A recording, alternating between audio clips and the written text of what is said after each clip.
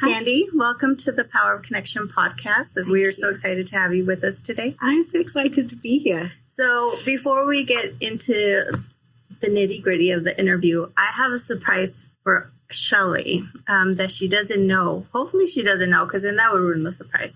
So during my research, I found out that you were a singer for 25 years. Yeah.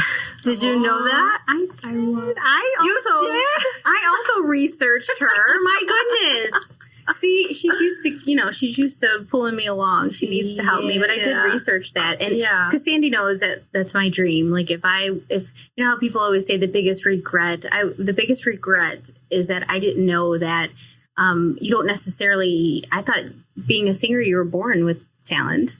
You know, I thought that was something you were born with and you're just sing beautifully and that's how it works. But then, you know, it's something that you have to work at and you have to exercise your muscles. You have to train. I had a vocal coach for many, many, many years. I started training when I was 13. Oh, my goodness. 13. And what got you into the industry? Singing. Mm-hmm. It's all I ever wanted to do. So be a little girl. Since I was a little girl, I knew that that's what I wanted to be, a singer.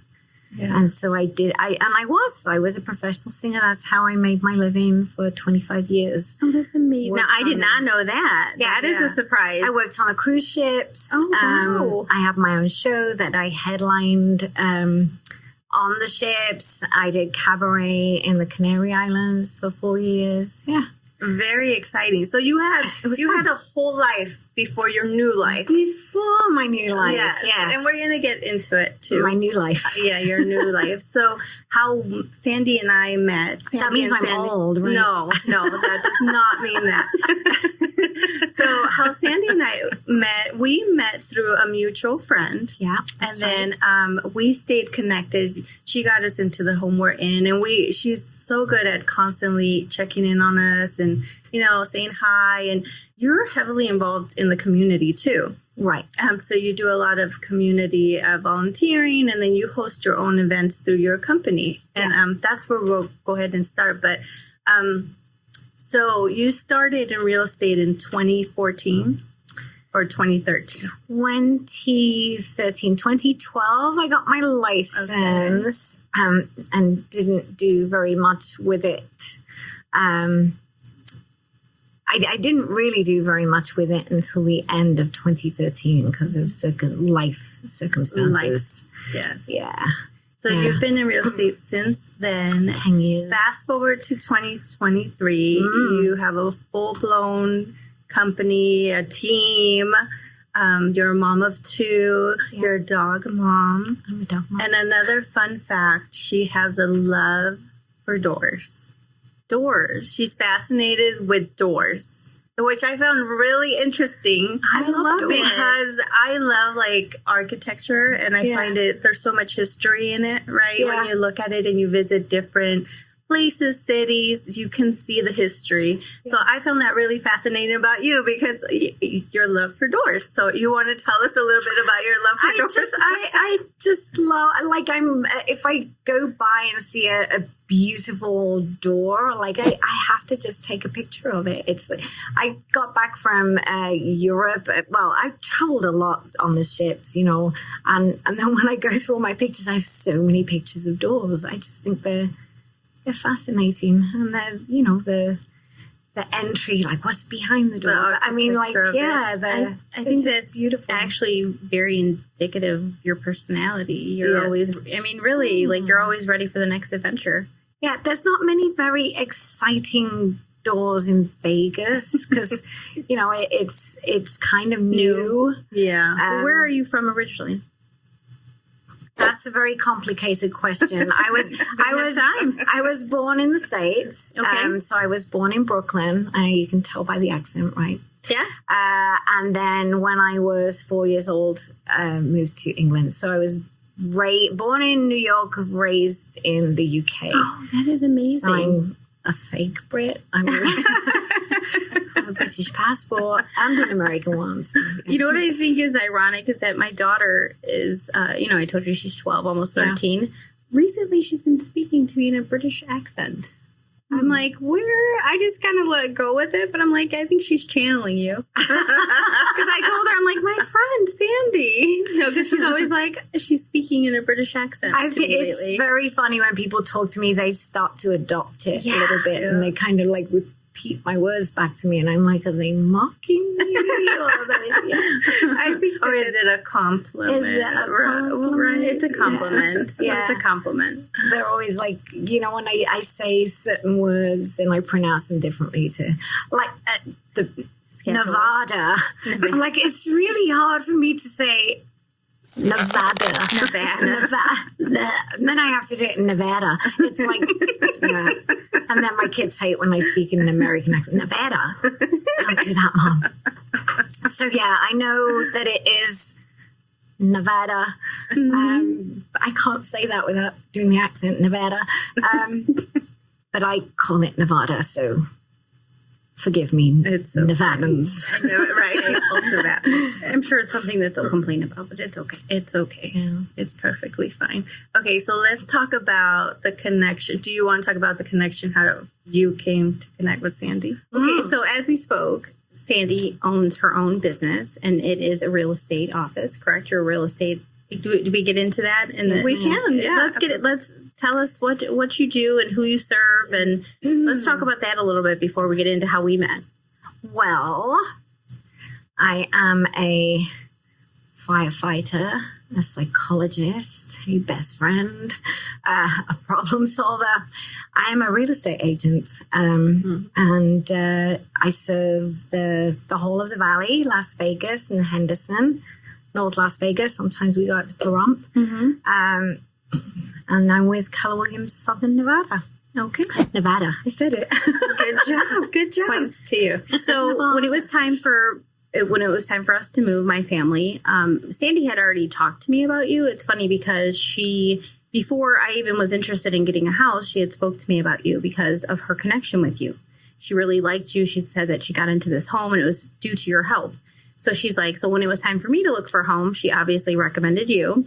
So there was not an incident, but it wasn't necessarily the level of customer service that I wanted. So I was just going to, like most as myself as a consumer, if I'm not happy with something, I'll just go somewhere else or do something else. And Sandy, unbeknownst to me, she reached out to you and she told you about the situation.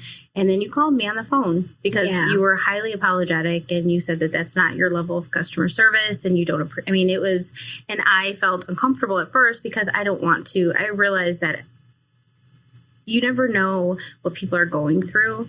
And in that moment, people say things that they don't think about the repercussions or, it's just interactions with day-to-day people. So it wasn't like I was like, in the moment it made me angry, but it wasn't like I harbored any ill will or like I wanted to go online and do a Yelp review. I probably would have moved on. And Sandy knew you. And she knew that that's not who you are. So she told you. I'm so glad you told me. She did. And I'm so happy that she told you because honestly, within that, you called me on the phone and you're like, you explained who you were. You explained that that's not, what you are, who you are. And then you wanted to make it right. And then for some reason, we talked for an hour and a half on the phone. We did. We talked for an hour and a half on the phone. I was out for a hike with my husband, and she called us as we were walking out the door, and I thought it was going to be a quick call, so I just answered it. And I swear we walked the whole entire time I was walking, we talked. And we had such a connection, and it was so you're who you are, and I love it. You just show up as you're just a very warm and caring individual, and I really appreciated it. And I felt like that was a start of a beautiful friendship. I considered you my friend. Like as soon as we get off I was like, oh, she's like, we're going to go hiking together. I love to hike. I love to go outside. I don't call it hiking. I call it going out and having fun. Yeah. That's my thinking time as well. Like my just quiet time. Well, can I just clarify what happened though? Oh, you want to talk about it? I wasn't going to get into it. Just because I don't want any of your listeners to be like, it was just a comment. Not a raving review. Yeah. When I met Sandy and helped her with her home, I I was not new to the business, but newer and not doing kind of like the level of production that I do now. So I actually helped you personally to find a rental because I had the time to do it.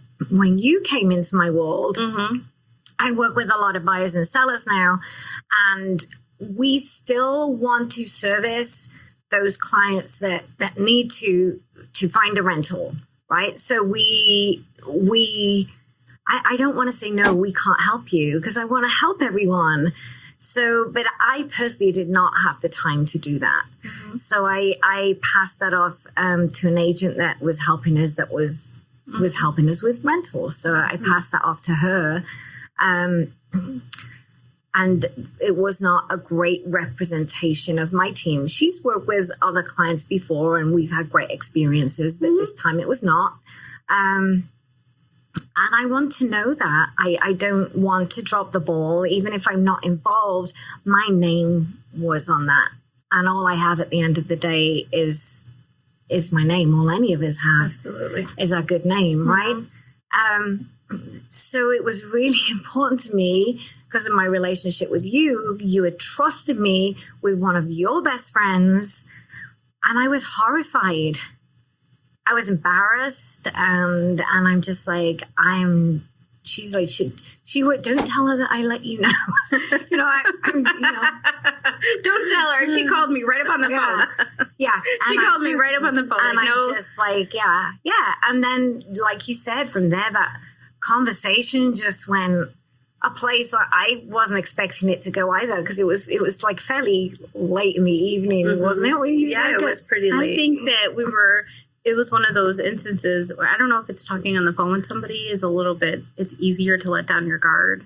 But I think it's your personality. We had a lot in common, though. Yes. I think what it was when we had that conversation, we just matched energy. Oh, for sure. And so there was just that energetic connection that we both had.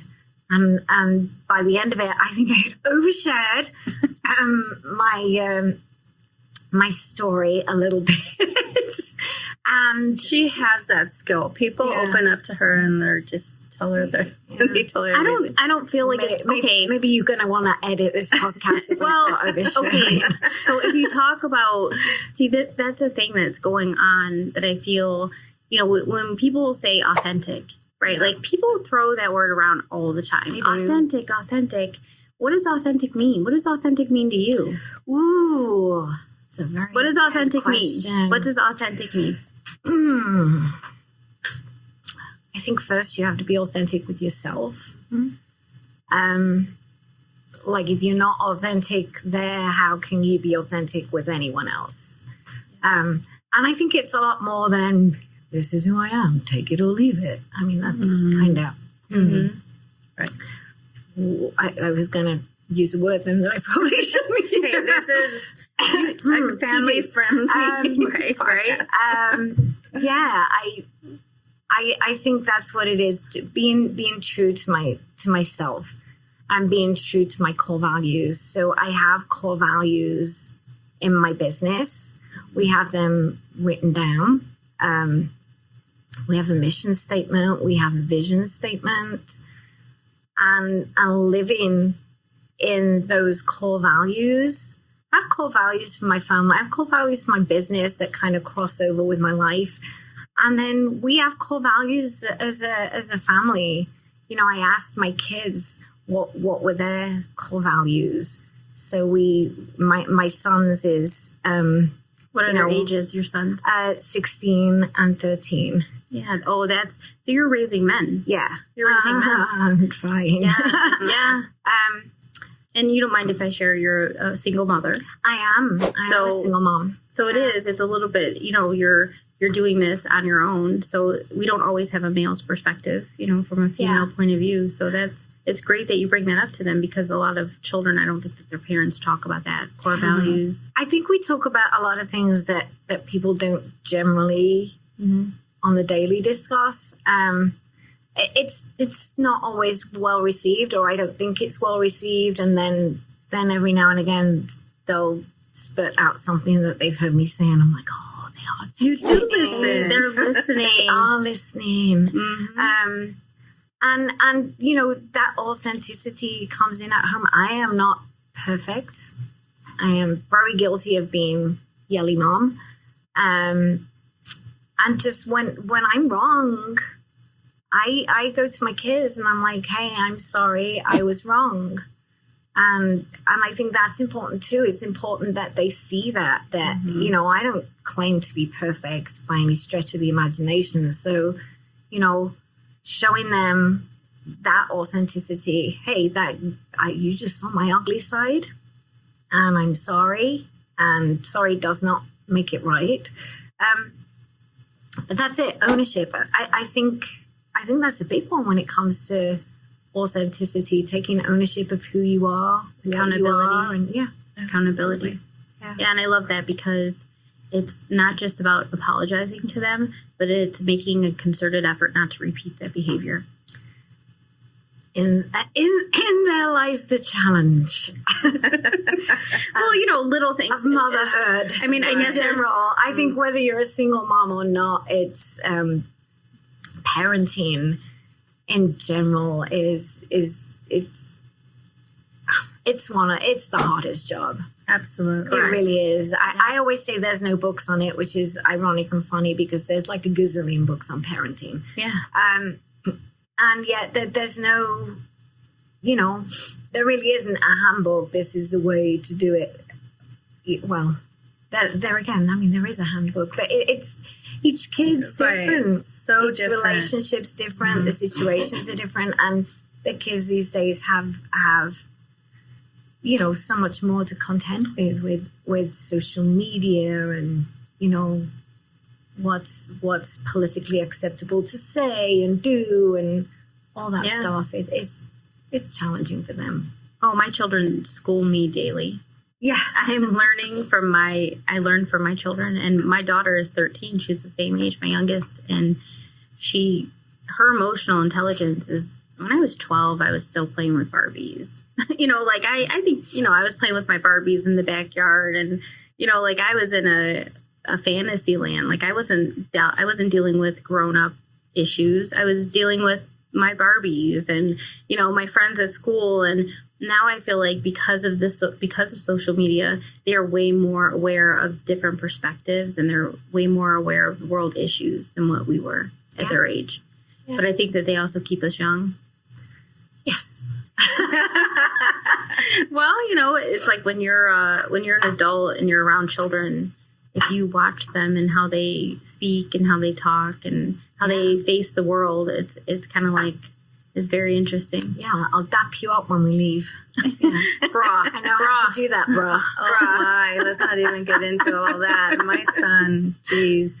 We talked about that, how they, you know, and I can attest that my daughter does not, the 13-year-old, she does not listen to me.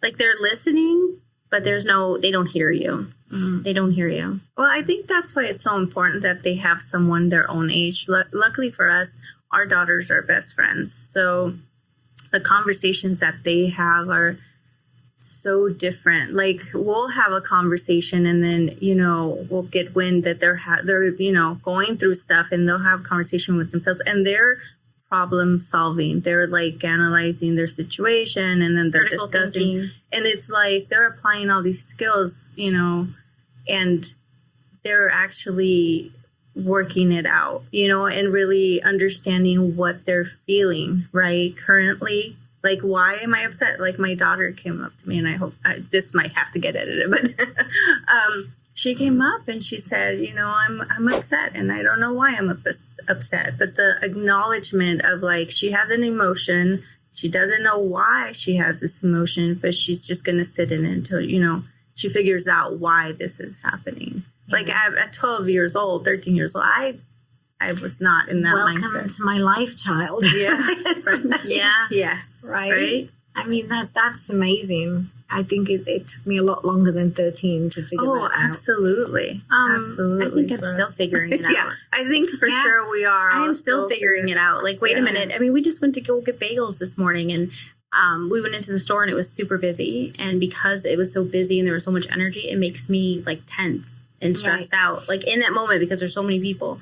And I don't recognize it. I think I'm just, it just comes across me. And then my daughter, who's 25, says, she tells my 13-year-old, because as soon as we get there, everybody feels the energy and she's like clutching on us. And, and my 25-year-old has the knowledge to say to her, okay, Hayden, we're not upset with you, but when it gets like this, you can't, you have to give us a little bit of space because, you adding to that.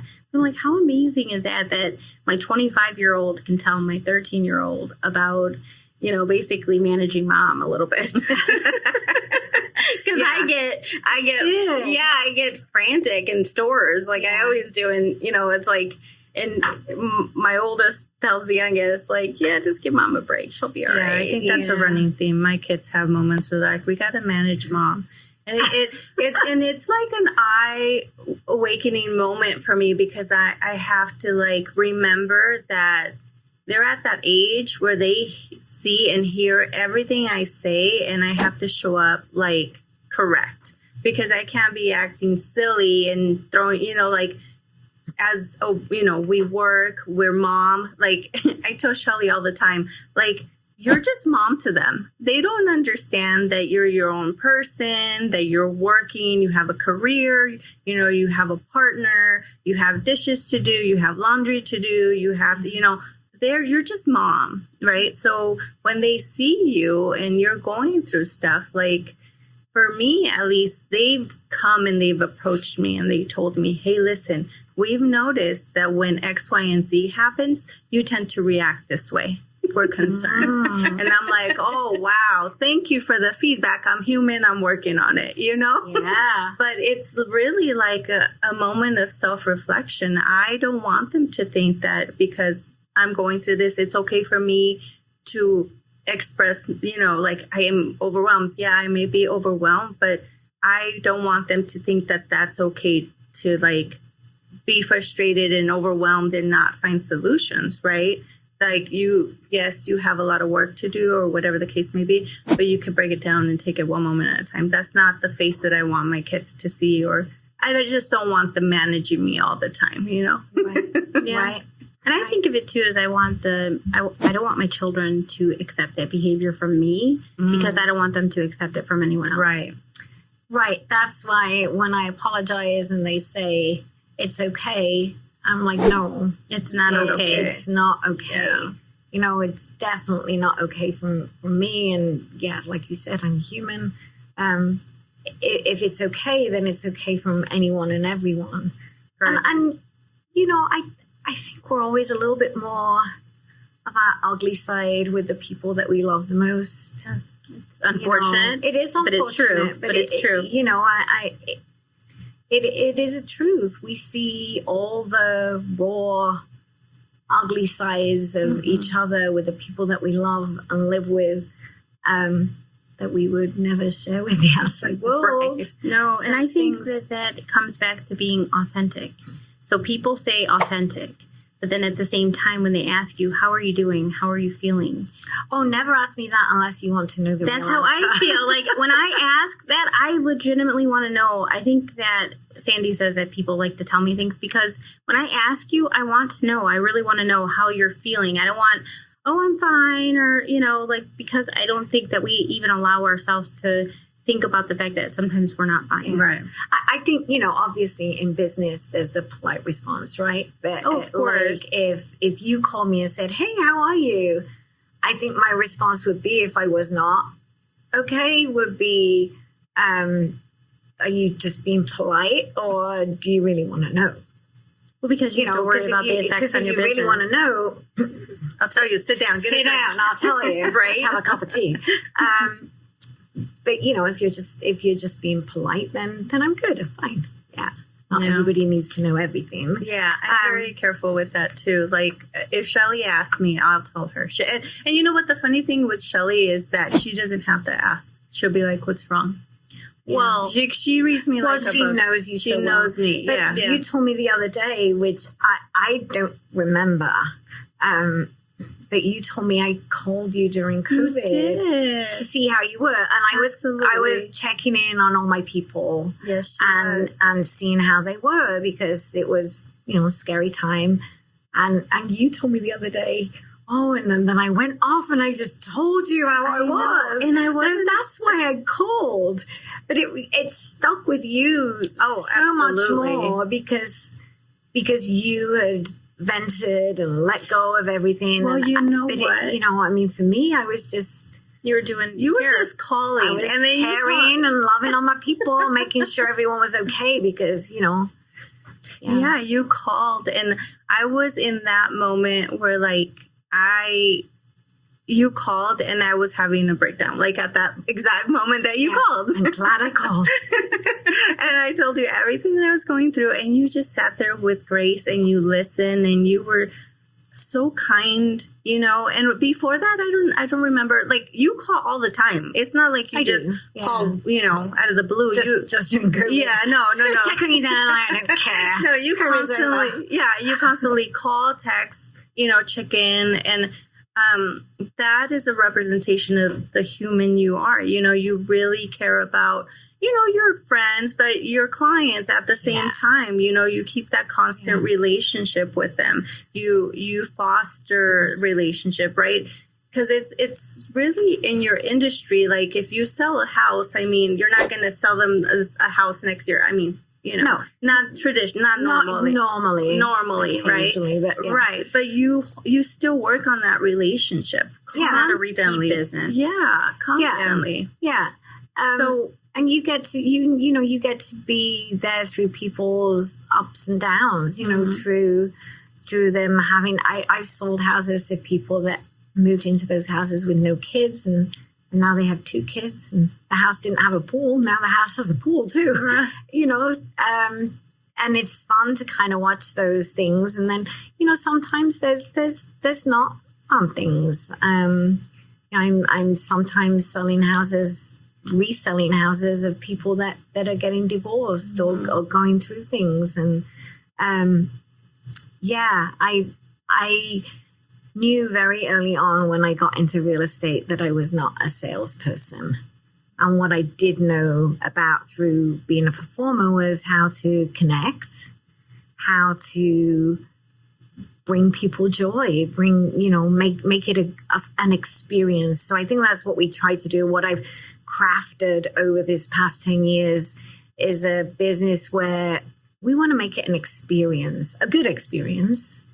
Obviously, it's a real estate transaction as well, but we want to celebrate things along the way. So we have a little program where we surprise and delight our clients during the transaction. I don't want to tell you too much about it because we want to surprise and delight people. She's like, what do you do? What is it? We celebrate like key points of the transaction with little little gifts. Let's say that. Okay.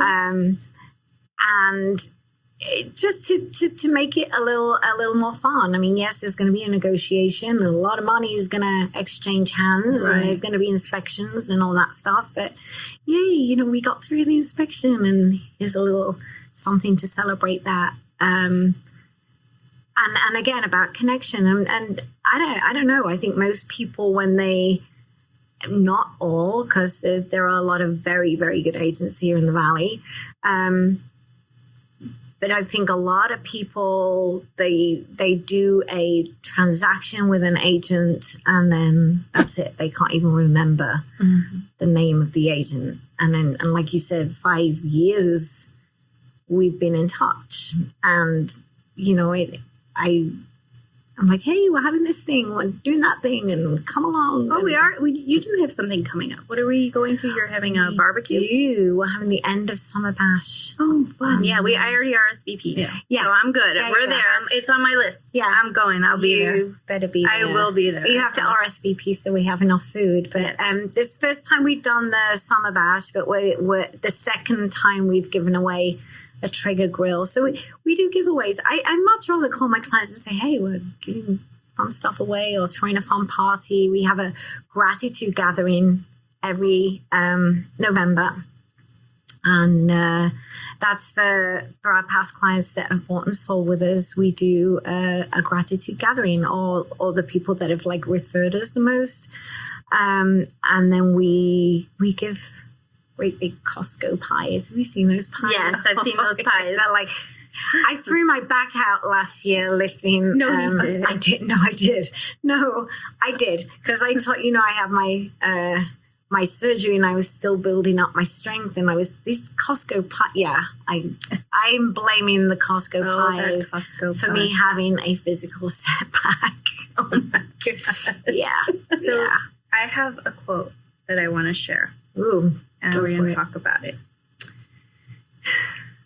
Always remember, the closer you get to realizing a dream or a breakthrough, the greater the resistance becomes. Don't give up. Do you remember that? February 6, 2019. What? You have very good memory. But I don't remember that. I think I probably did. I yes, you did. I don't know that I said. She's like, that. supposedly, is that for me? I feel like I posted it. I feel like I plagiarized it. I think. I mean, no, of course we repost things. I think that was probably. I don't know. That could have been Timber Hawkeye, the Buddhist boot camp. I follow him. Yeah. So this quote resonates with me a lot because as we're going through the process of growing our podcast, I've had a lot of moments of resistance. And it's never, I haven't hit the part with, because we're barely started, right? But as I was telling Shelly, like we had to do like 100 steps to even like get in line, Right. And the resistance of it is like every time I hit a wall, it's like it only fuels me more to keep on going, because now I know like the harder I push, the sweeter it's going to be when we get there. And I know there's a lot of work ahead of us, but this quote, like I wanted to know, like how do you interpret how this? Did it resonate with how me? did it Can you read it to me again? Yeah, of course. Read it one more time. Read what I said in 2019. Okay. Always remember, the closer you get to realizing a dream or a breakthrough, the greater the resistance becomes. Don't give up.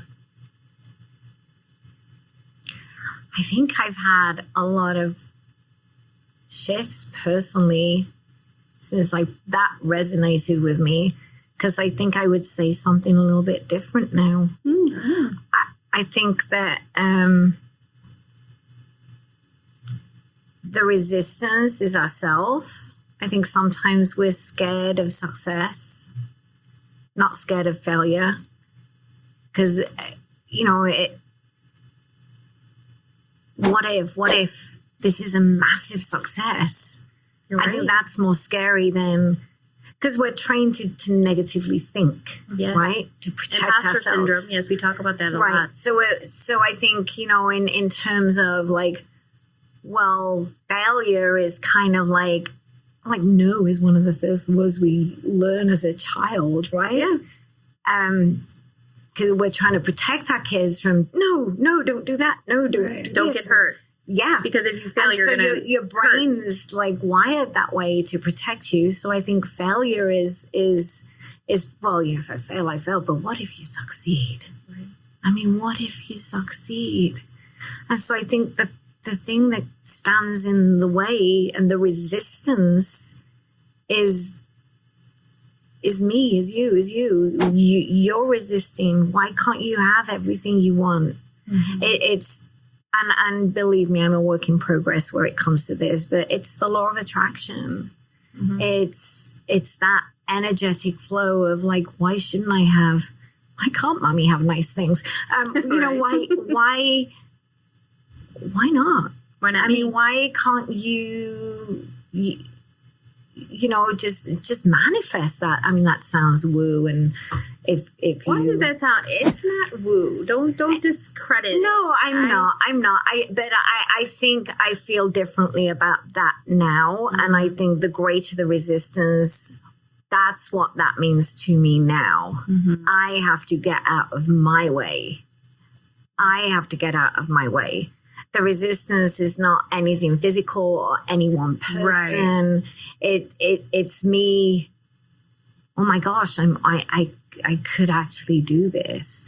I think that the challenge for me now with that is that when I set out, and I shared with you ladies the other day, when I set out on my real estate journey, I just wanted to put food on the table. Yeah. I just wanted to pay my bills. That was where I came from. I was, my husband and I were separated, and I was left in a house we just bought with no baseboards, because we were in the middle of remodeling.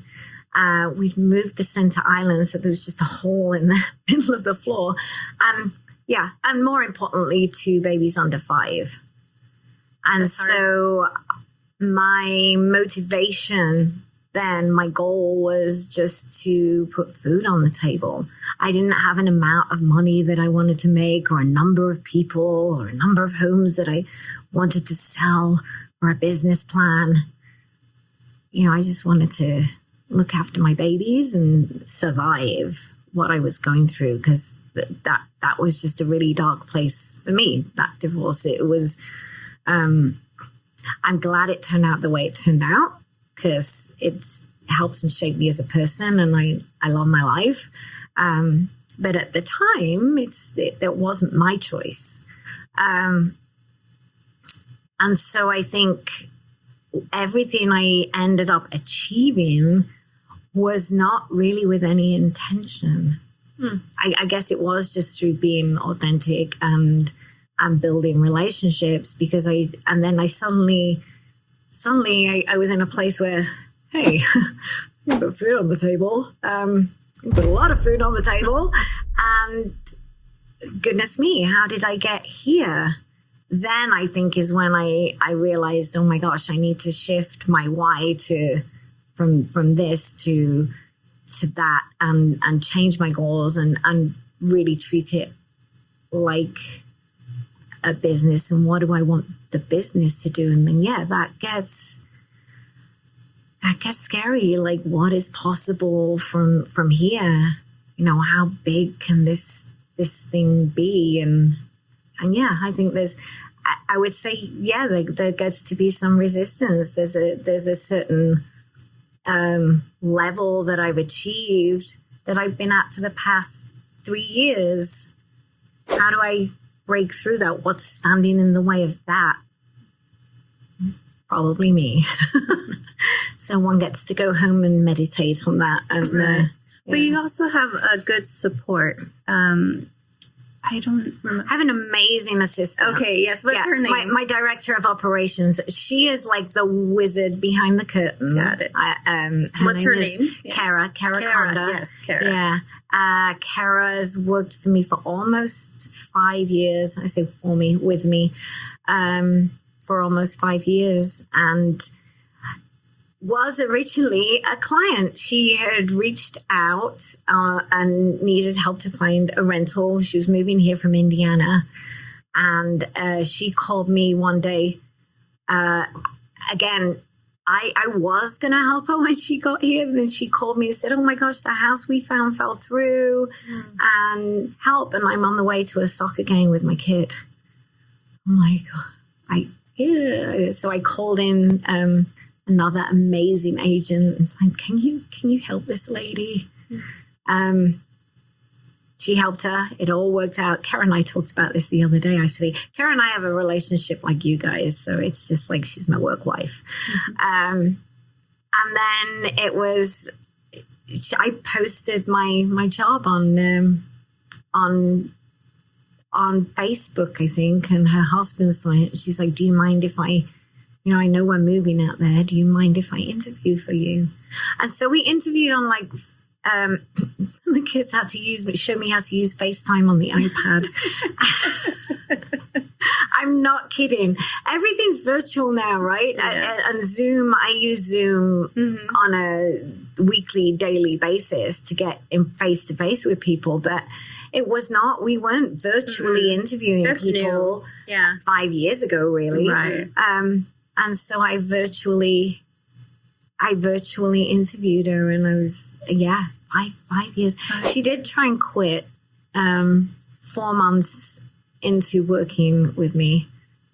I may have lied and told her that it's not crazy like this all the time. But then I opened this conversation by telling you I'm a firefighter. So there we go. There you go. Yes.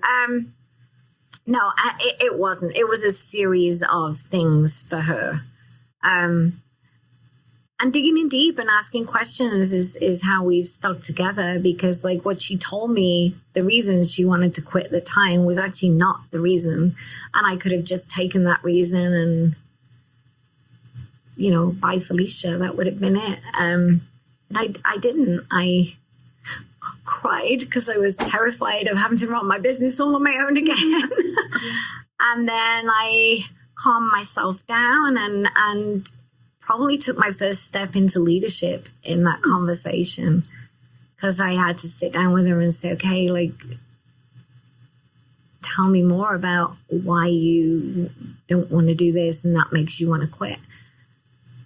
And we spoke, and I tried to be a good leader and compose myself and let her have all the emotions while I asked all the questions. And at the end of that conversation, I was like, do you still want to resign? And she said no.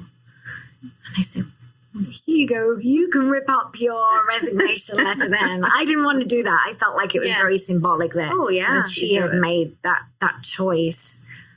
And we shifted and moved things. And then now we have, such a great open communication. And she's the wizard. She's the one that makes everything go really smoothly. And I am like, she has to herd me like it's like herding cats, She has to. Ask Sandy what roles I have in that. But I think it's important because we're very opposite, and we level each other out. So where I have strengths, we talk about like, okay, how do we develop those skills? And then where Shelly is strong, then she helps me develop those skills, because she, like, I can observe her, and it comes so natural to her to just, people connect to her like so easily. For me, it's a little harder because I like to put up walls, but she's made me softer in that aspect, that I'm able to open up to people and able to have conversations where maybe 5 years ago, that's probably not the Sandy you would have gone. Right. So it's been a beautiful friendship. She's my partner. We have a connection that sometimes, like, I'm more focused in our connection than my husband. Like my husband, we've been together 16 years, 17 years. I don't even know anymore. But we know each other inside out. Like he knows, like he reads me like a book too, like Shelly. But for me, because we veered from like a friendship to a partnership to now, like it's a full-blown marriage between her and I, right? Yeah, so it's I feel that. Yeah. It's learning. So how do you continue to work with the connection with Kara as years pass and as you evolve as humans and your business grows? How do you still keep that connection strong? Well, she ended up moving to Kansas and then back to Indiana. So in a normal world, that would have been it. She's moving. Absolutely. We're done. I need a new assistant. I'm crying in the corner again because I don't want my job back. But COVID happened. Yeah. So in that COVID time, we were working remotely. And I don't know if you guys know what happened to the real estate industry during COVID, but like we were shut down in March, right? And then I had a lot of clients that were closing in April, and they're all like, what do we do? And I'm like, let's cancel. The sky is falling down, right? And basically those conversations were like, well, what's your interest rate right now? Well, let's not get into that conversation. Right. But what was the interest rate, and was the house going to be less than they were paying in rent? And I'm like, it just makes sense. I don't know what's going to happen. Nobody knew what was going to happen, but it makes sense. So we closed what we had in contracts for April. And then May, nothing. It was dead. And then scary. Well, you know, I'm cutting everything from the personal business. Like, what can we cut? What can we cut? Cut the budget. I put my own mortgage payment, my car payment, put everything on hold because nobody knew, right?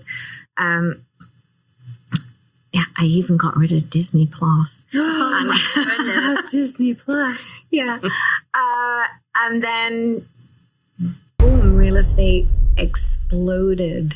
And it went crazy. And we ended up having our best year ever in 2021 while we were working remotely. And of course, in that case, like, I could see Kara, like, as things progressed, you know, she would come to my house and, you know, but from there, it was just like, when she said she was moving to Kansas, I was like, okay, well, I really wanted an in-person assistant, but we've been working remotely for like a year now. Let's just see how it goes. And I said, would you like give me a 90-day trial to see how it goes, and you know, and then we'll just take it from there. And I felt like she moved and her performance increased. Yeah. Kara actually loves working from home. Oh, I love it. I work from home. You know, she didn't have to come into the office anymore or get dressed and put makeup on. And we do Zooms sometimes with clients and other agents. So she's like, oh, I'm going to put makeup on. No. She doesn't need the makeup. I do not put makeup on for my Zoom meetings. But she's... yeah, that's how it came out. And now she gets to work in her comfy pants, or not her, what's she call So she's in Kansas? hard pants, she calls them. Her what? Hard pants, like jeans. And she's like, I don't have to wear hard pants to work. I like that. I think I might take that. Yeah, every time we go to like Target or something, my husband's like, oh, kids, let's go look for mom's work clothes. And they go to the pajama section. I'm like, you guys are so mean.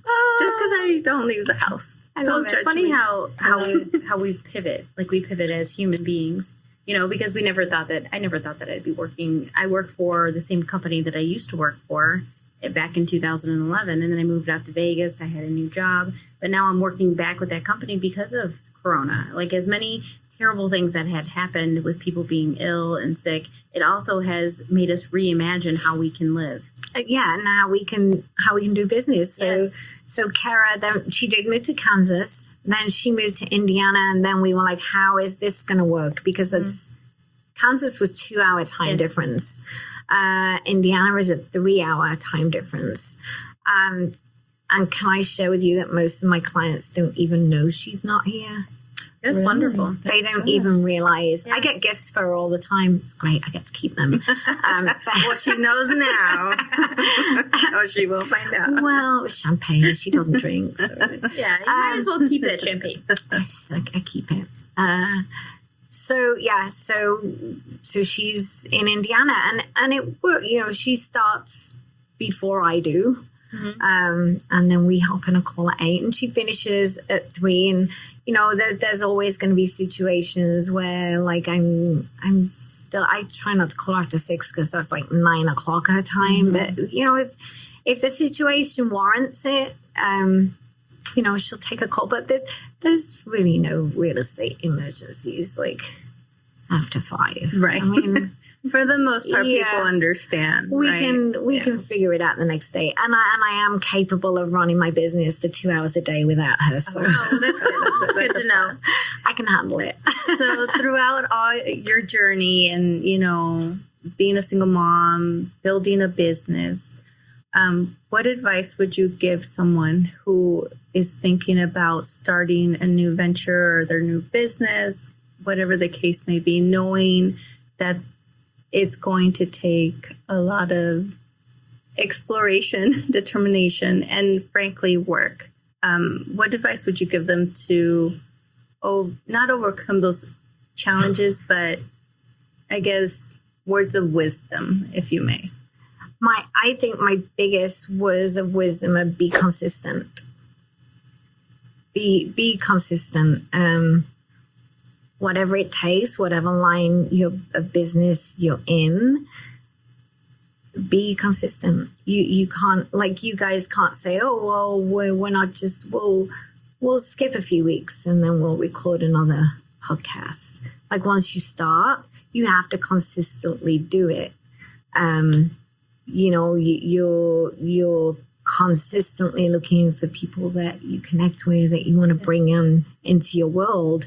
Yeah, I think that is honestly the secret of my success, if you like. I found a system very early on that I liked that wasn't salesperson-y. And I coached with a company called Buffini & Company. And it was about popping by your clients with little gifts. It was about handwriting notes. It was about calling, checking in and loving on people. And I did that. And people would laugh at me, writing my little notes, mailing out my little mailers. But I did it consistently. Mm-hmm. And I still do. You still get. Yes, I still get the red envelopes. And yeah, you still get the red envelope from me. And that would be my biggest piece of advice. Be consistent. To me, that's what authenticity is actually who you are when things get hard. You know, because everybody can be superficial and be, when things are wonderful, everybody's in a great mood. Everything is perfect. But then when things become difficult, then who you are, what person comes out then? Yeah, I mean, I don't want to get up and do it every day. I don't. And yet I do. Mm-hmm. You know, if I can show up at least 4 days of the week, you know, it's a win. I can write 10 personal notes, even if I write 2. There's a difference between stopping and quitting. You know, we all want to have these great habits, and you stop. Like with my kids cleaning their teeth, but right. You know, but are they gonna never clean their teeth ever again? No. At some point, one of them will clean their teeth without me yelling. I think when they get to 16, that happens. Well, when there's somebody else smelling their breath, yeah, it's a little bit easier. That's what I meant by 16. Exactly. So I think, that is what I mean. The consistency. Okay, so consistency is not, you know, 5 straight lines in a row. Consistency can still look like this. It can still be a wavy line, right? It's still going to be uphill and downhill and uphill and downhill. But did you stop? Did you quit? You might stop, but did you quit? So consistency is not always perfect. You know, I might have a goal to write 10 notes a week, and I might only write 2, or I might not write any. But what am I going to do that next week? Mm. And the week after that, and the week after that, and the week after that. Well, then I quit. But if I write 1, and I'm going to write 3, okay, today I'm going to write 10. That's consistency. I think it's also giving yourself the grace to, on those days that you just don't have it, to do the 3, that you do 2, or you 1, and not beating yourself up over that. And thinking that you're a failure, that imposter syndrome, you know, that we spoke about. If you have any indication of a fail, then your brain is going to go to the easy path. Oh, well, if I'm already, I didn't write 10 notes, I might as well quit. I'm done. I love what you just said. Fail being the easy path. Oh, failing is definitely the easy path. Yeah. And then sometimes we can bring us full circle to what we said about success, right? And the obstacles and it gets harder. Yeah. It's hard. And even if we work as hard as we can, sometimes we still fail. We have an expression in my industry where we call it like failing forward. Oh, I like that. Failing forward. Because you're going to fail. You don't get 100% of the shots every time, but you fell forward. What did you learn from that experience? And like, what can be better? So, and that's where consistency comes into play. Oh, well, I did that. Oh, well, that didn't work. How can I improve upon that the next day and the next day and the next day? Did that answer your question? Absolutely. She's grinning at me. Are we finished, or do we have more? Well, you've answered this question about what connection is with Kara. Another aspect of it, before we wrap up, is how do you connect with yourself? Ooh, I wish I'd seen these questions in advance. Self-awareness, I think. That's. I know it's really easy to get burnt out, and especially that year 2021 coming off COVID, when we did more business than I'd ever done, and I had the surgery in that time that knocked me out for 6 weeks. I've kind of got out ahead of it, and I realized even before I got burnt out, I realized that I could get burnt out. So what was I going to do for me? How was I going to slow down? It's an ongoing process. It's not self-care, but I will harp on about it until the cows come home. I have an agent friend of mine that's just like working his 14th day in a row, and his business is wildly successful. And I'm like, great. And that's a slippy road. I agree. That's a slippy road. Setting boundaries. You and I talked about that the other day. I think it's important to set boundaries. What was the question? How do you connect with How yourself? do I connect with myself? So can you tell the difference between like when you are connected to yourself, your purpose, your drive, and when you feel disconnected from whatever, Yeah, I'm very self-aware. Very self-aware. One thing I did miss during like the shelter in place days was that drive time, like taking my kids to school. And one of my coaches was like, "You've lost that time," and sometimes that time is me blasting Pink. Who wants to go to Alanis Pink Morissette. my rage, Alanis Morissette moment. Blasting music and just having all the windows down and enjoying, the moment. My kids go to school up at Red Rock, so I gotta say, like, when I drive up and I see Red Rock, it just like fills my heart. It fills my soul. The mountains. I love them. Yeah. So I lost that. And then sometimes just being in my car, remembering like, I don't need the radio on, I don't need music on, I don't need a podcast on. Sometimes I just need your voice, my brain to just be, I'm all about podcasts and self-help, and self-help, is that the right word? But self-improvement, growth books and all that stuff. I don't sit quietly with myself as much as I would like to. I have meditation on my schedule every day, and when I master the art of honoring that time, I think that is when things will really explode for me, and I will get out of my own way. Oh, beautifully said. Yeah. Thank you so much for joining us today. It was a pleasure having you. I was so nervous, and this was so much fun. You did great. Thank you. Thank you very much.